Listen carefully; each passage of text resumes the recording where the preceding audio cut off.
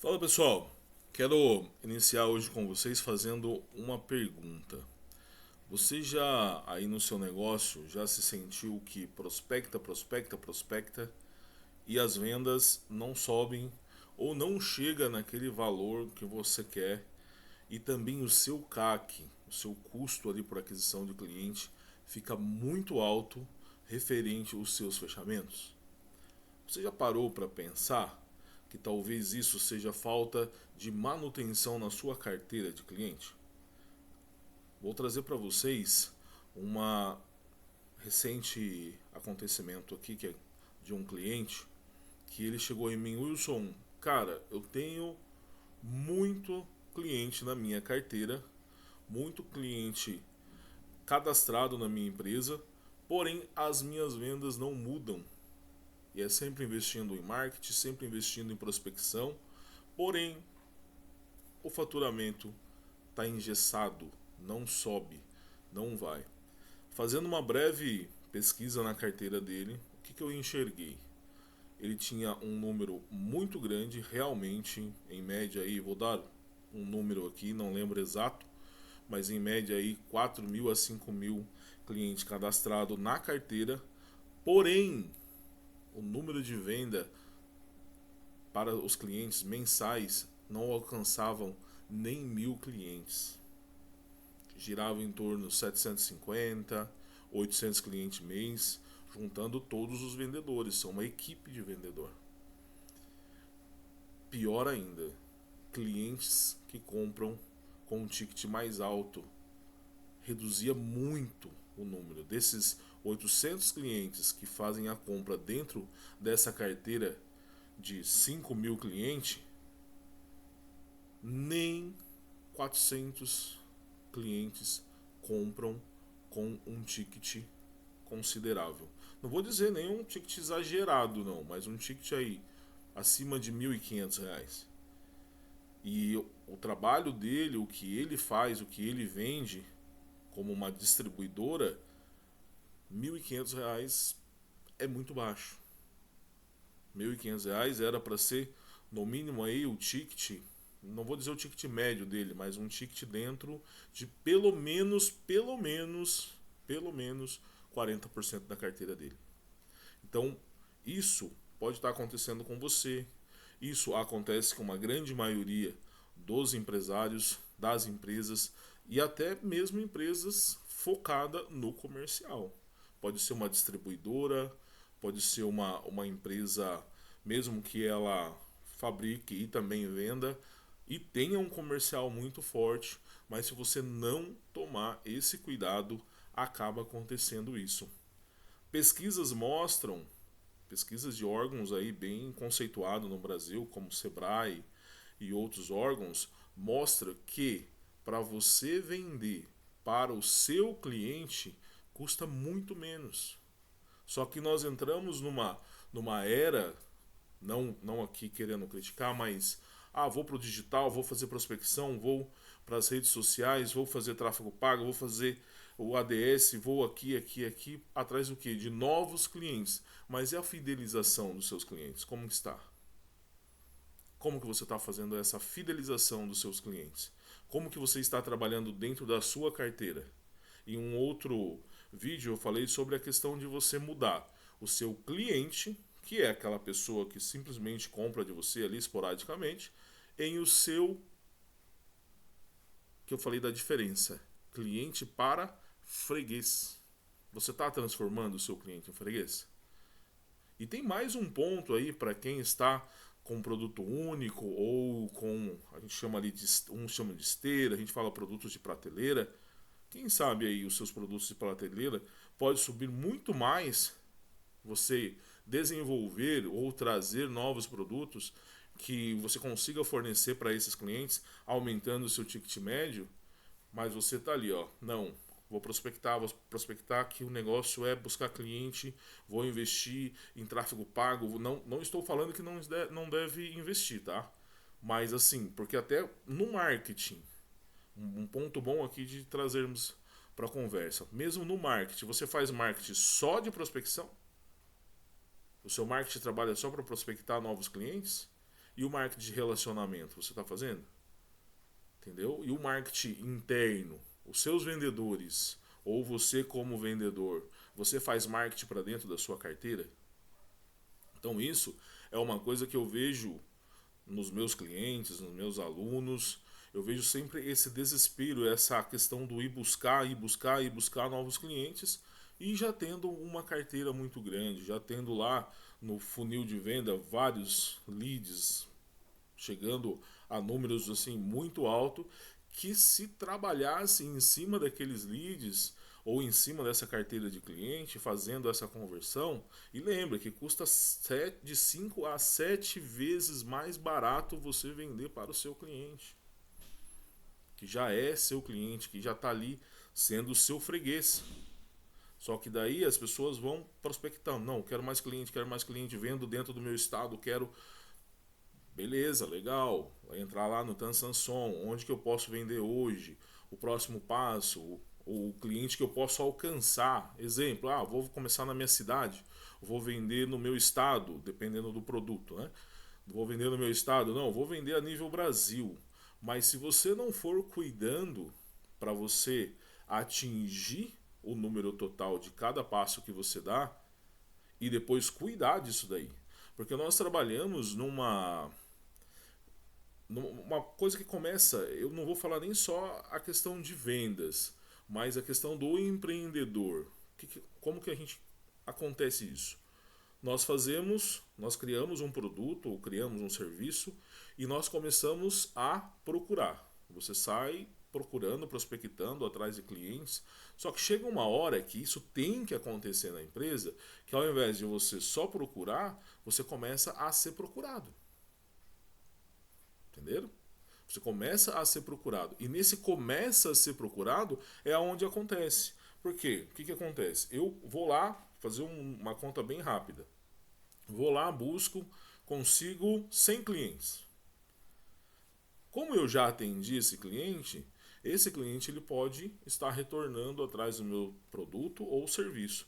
Só o que acontece automaticamente comigo? Eu quero continuar procurando. E esses 100 que estão voltando a me procurar, eu fico ali. Se 90 procurou, beleza. Aí daqui a pouco esses 90 que começam a comprar recorrente já cai para 80, de 80 para 50. E daqui a pouco eu estou lá em 1.500, 2.000 clientes na minha carteira e só está me retornando 200.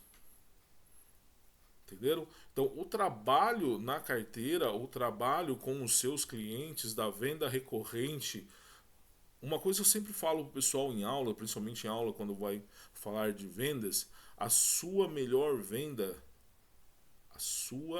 coloque bem isso na cabeça de vocês. A sua melhor venda é sempre a próxima. A próxima venda é a sua melhor venda. Você pode fazer uma primeira venda excepcional, fechar um negócio maravilhoso, mas a melhor venda, a melhor negociação é sempre a próxima. Batendo aqui de novo, transforme o seu cliente em freguês. Traga ele para ser o seu parceiro.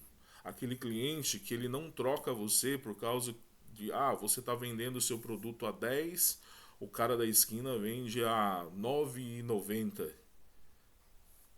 Se ele não for o seu freguês, se ele for só um cliente esporádico, ele vai lá economizar os 10 centavos. Mas se ele for o seu cliente, o seu freguês, se ele passou de cliente para freguês, ele não vai trocar você nem por nem por R$ 2. Por quê? Porque ele vai respeitar a relação que você tem com ele. E lembra, para uma boa negociação tem que ter essa relação. Num outro curso que eu gravei, falei muito sobre essa questão da conexão. Como que eu me conecto para vender? Porque venda sem conexão não existe. Um exemplo bem assim que eu trago em aulas, que é a questão do dono do botequim. Abrem milhares de bares na cidade, cada esquina tem um bar, e às vezes um mais sofisticado que o outro. E aí você passa na frente daquele botequim assim, o famoso copo sujo, que o pessoal sempre comenta, o famoso copo sujo, que é aquele copinho simples, aquele balcãozinho ali, às vezes até de madeira ainda, que é um botequim muito antigo, porém você passa lá, tá lotado. Você vê as mesmas pessoas lá todos os dias, todos os finais de semana. Por quê? Porque não é cachaça em todo lugar.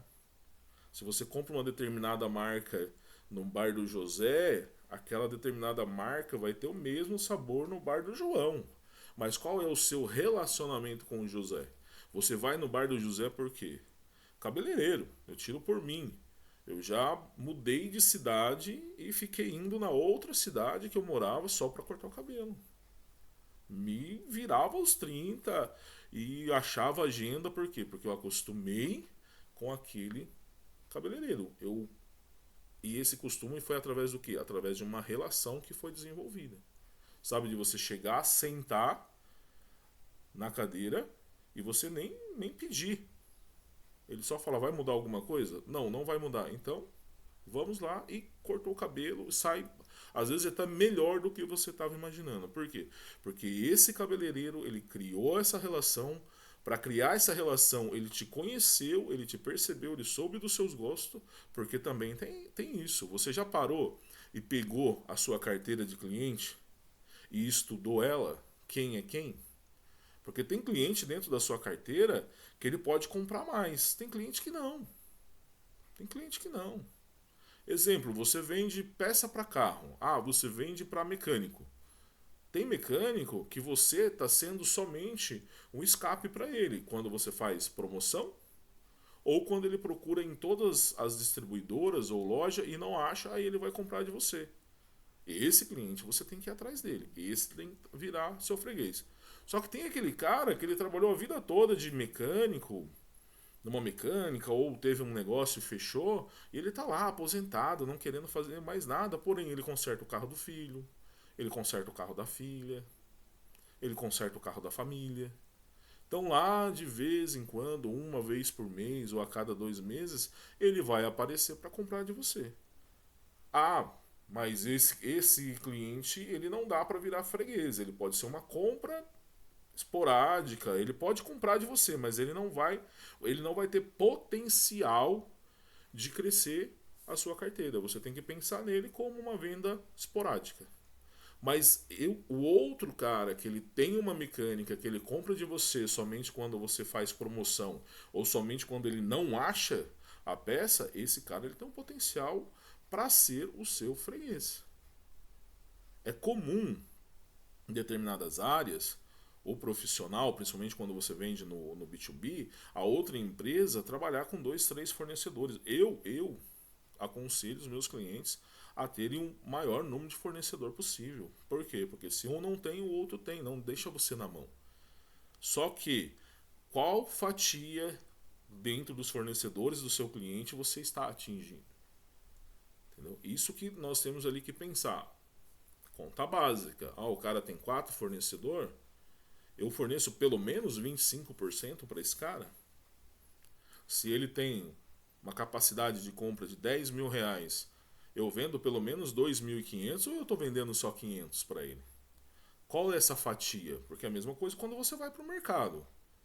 Não adianta você falar, eu vendo peça de carro, eu vendo para todas as mecânicas ou eu vendo para todo mundo que tem carro. Não, você tem que entender qual é a sua fatia dentro do mercado. Talvez você vai ter que trazer isso menos aqui mais para o micro, que é o que? Dentro do seu cliente. O cara vai querer ficar só na sua mão? Não, não vai querer. Mas ele qual é a sua representatividade em cima do custo dele mensal, do que ele compra peças. Ele está fazendo como essa divisão, entendeu? Porque você não vai com o seu concorrente vai ir lá e tirar o seu concorrente de dentro do cliente. Mas você pode dividir. O que o seu cliente fornece, que você fala, não, isso para mim não consigo competir. Mas o que ele fornece que você consegue competir? Entendeu? Não é, porque às vezes a pessoa pensa assim, eu vou chegar lá no cliente e a partir de agora ele vai ficar só comigo, eu vou arrancar o meu concorrente de lá. Isso nem é saudável. Nem é saudável para você, porque se um dia você não tiver o produto e ele não tiver a quem a recorrer, ele vai transferir toda essa pode o cara lá tá bravo, imagina você com um carro para arrumar e você vai na distribuidora, a distribuidora não tem, aí você não tem outro recurso, você vai transferir todo esse problema para essa distribuidora onde o seu relacionamento vai balançar. Mas entenderam a questão? Pessoal, olhe a sua carteira. Prospectar é bom? Muito bom. Se você tem uma equipe grande ou mesmo uma equipe enxuta que dá para você dividir, viu? Pessoal, foquem prospecção e outro carteira ou até mesmo o próprio vendedor. O próprio vendedor ele pode tirar isso. Ele fala em que horas do dia eu vou prospectar ou em que horas do dia eu vou cuidar da minha carteira. Eu vou fazer uma prospecção dentro da minha carteira. Lembra, de 5 a 7 vezes menos custo você vender para o seu cliente. Então, venda mais para quem já compra de você.